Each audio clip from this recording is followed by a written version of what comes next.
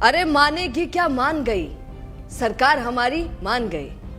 कौन बोल रहा है? हनुमान बेनीवाल के साथी बोल रहे हैं। कैसे 8 दिन से प्रदर्शन कर रहे थे, धरने पर बैठे हुए थे और आज जीत हासिल हुई सुबह 5 बजे सकरात के दिन। अब आप देखिए, किसानों के लिए, बजरी माफियाओं के लिए और खनन के लिए, अवैध खनन के लिए उन पर रोक लगाने के लिए यहाँ पर बैठे थे धरने पर हनुमान बेनीवाल। और ऐसा कौन सा धरना है, तारीफ नहीं कर रही हूँ, ये रियलिटी है कि जिस जिस धरने पर बैठते हैं वहाँ पर मांगे सरकार को माननी ही पड़ती हैं। आज 2 धरने थे, आप तो जानते हैं, उधर से हेमाराम चौधरी कर रहे हैं, इधर से हनुमान बेनीवाल कर रहे थे। हनुमान बेनीवाल को तो जीत मिल गई, क्योंकि आप अब देखिए, लोग क्वेश्चन उठाते हैं कि मैडम जी याकी जीत क्या हो जावे, इनके साथ ऐसे कौन से लोग घूम रहे हैं जो इनकी जीत हो जाती है और बाकी लोगों की नहीं हो पाती है। वो आपको बताऊंगी, ये हनुमान बेनीवाल खुद ही बोलते रहते हैं ये बात। तो खैर, आपको उससे पहले ये बता देती हूँ कि हनुमान बेनीवाल रात को गाड़ी से निकले और बोलने लगे कि सुनो, अभी तो ते जाओ, आप सुबह कूच कर सी जयपुर की तरफ, सीएमओ की तरफ, तब सीएम को पता चलेगा।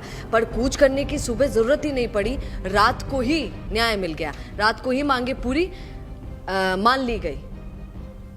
तो वो बोल रहे थे, फिर वो कह रहे थे कि मुझे बाकी लोगों की भी सोचनी पड़ती है। वीडियो एक बार देखिए जिसमें हनुमान बेनीवाल गाड़ी से निकलकर जो हतोत्साहित हो गए थे उनको उत्साहित कैसे कर रहे थे, सुनिए एक बार। बुखार आ गया। ठीक है बच्चों, आराम से जाना सब। सुनो मेरी बात, कूच आपका करवाएंगे और अब की बार कूच दिन का करेंगे अपन, रात का नहीं। रात में क्या बड़ी प्रॉब्लम होती है, गाड़ी घोड़े सामने। दिन का कूच कराएंगे, राजधानी को चारों तरफ से घेरेंगे 2-3 मामलों को लेकर, उस समय तुम्हारी मन की निकलवाएंगे। ठीक है, सुनिए मेरी बात, रात तो गई, रात में मुझे आपका ध्यान रखना पड़ता है। मेरे लिए आंदोलन से ज्यादा आपके स्वास्थ्य और बच्चों के उसका ध्यान रखना पड़ता है भैया, जान माल का। सरकार को भी और डराएंगे, ये डरी नहीं। अरे अब सब यहाँ पर सवाल उठाते हैं कि सर जी की ही बातें क्यों मान ली जाती है, नेताजी की। आप जानते हैं नेताजी के साथ कैसे कैसे लोग घूमते हैं, उनके फेवरेट। और ऐसे लोग घूमते हैं हनुमान बेनीवाल के साथ कि अगर नहीं मानी जाए तो वो सच में कूच कर भी जाते हैं, और ऐसी कूच करते हैं फिर भारी पड़ जाता है। मुझे हनुमान बेनीवाल का एक मंच पर जो उन्होंने कहा था वो बात बड़ी याद आती है, आपको भी जरा सुना देती हूँ, इसमें आप भी सुनिएगा। अगर ऐसे भाषण दोगे तो आज के बाद हम आपके साथ नहीं चलेंगे। मैंने कहा क्या हो गया? बोला आप बार बार कह रहे हो डोडा पोस्ट तस्करी दारू की, हम तो आते चादर आपके साथ चल रहे हैं डोडा दारू वाले। फिर मैंने कहा मरो रे यार, मैं क्यों क्या करूँगा, क्या करूँगा आप बताओ। अब मैं तो मेरी बात कहूँगा मैं आपसे, लेकिन अभी लोकतंत्र है, लोकतंत्र का बच्चों का धंधा नहीं होता तो बच्चे बेचारे कोई न कोई काम करते हैं, लेकिन करो तो मैं। कितना भारी पड़ जाता है, बहुत भारी पड़ सकता है, सरकार को भी बहुत भारी पड़ सकता है। सरकार जानती है कि जोश भरा हुआ रहता है, ऐसा जोश होता है कि कर गुजर जाएंगे कुछ ना कुछ, तो उससे पहले मान ली जाए तो सबसे बढ़िया है। और इसीलिए देखिए, हेमाराम चौधरी की भी जीत नहीं हो पाई और यहाँ पर हनुमान बेनीवाल की जीत हो गई और उनकी बात मान ली गई। सरकार ने कौन कौन सी मांगे मानी है, एक बार ये भी आपको बता देती हूँ। पूरी 6 मांगे हैं जो मानी गई हैं। सबसे पहले बजरी माफिया की मनमानी रोकना, देखा था आपने बजरी माफिया पर कैसे वो अधिकारी को बिठाकर बोल रहे थे हनुमान बेनीवाल, क्यों करते हो ऐसे, बोलिए अधिकारी जी, हो जाओ लो काम, सबसे पहले ही नहीं बंद करो। अधिकारी जी नीचे गर्दन करके बोल रहे थे सर जी हो जाएगा। फिर वो बोल रहे थे क्या आपको अच्छा लगता है कि माफियाओं को आप पनपने देंगे क्या, तो वो कहता कि नहीं नहीं सर जी, हम थोड़े पनपने देते। बिना अधिकारियों की पैरवी के कुछ कोई काम नहीं हो सकता है, जानते हैं आप।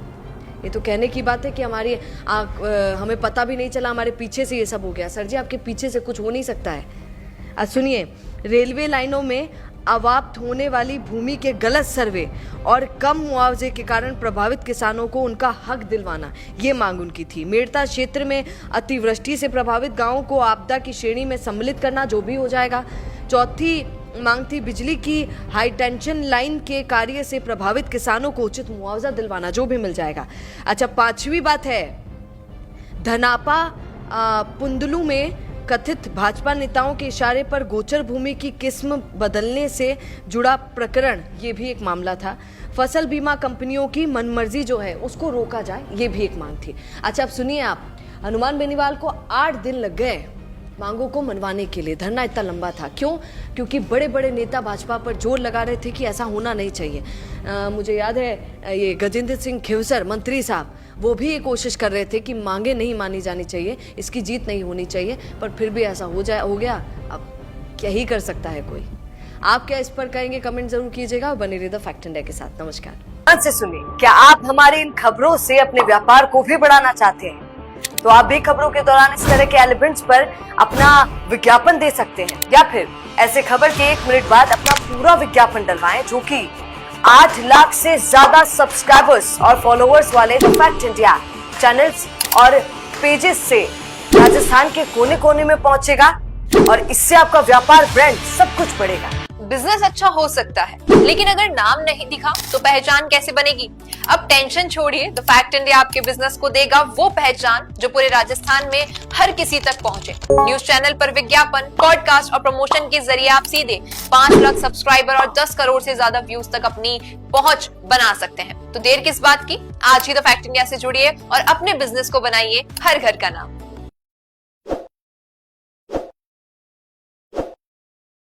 ताज़ा खबरों के लिए विजिट करें द फैक्ट इंडिया की वेबसाइट और डाउनलोड करें द फैक्ट इंडिया ऐप।